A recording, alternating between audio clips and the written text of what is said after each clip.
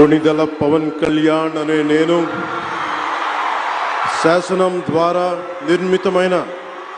భారత రాజ్యాంగం పట్ల నిజమైన విశ్వాసం విధేయత చూపుతానని, భారతదేశ సార్వభౌమాధికారాన్ని సమగ్రతని కాపాడుతానని, ఆంధ్రప్రదేశ్ రాష్ట్ర మంత్రిగా నా కర్తవ్యాలను శ్రద్ధతో అంతఃకరణ శుద్ధితో నిర్వహిస్తానని, భయం గాని పక్షపాతం గాని రాగద్వేషాలు గాని లేకుండా రాజ్యాంగాన్ని శాసనాలని అనుసరించి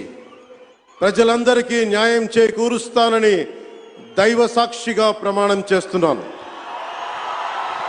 నేను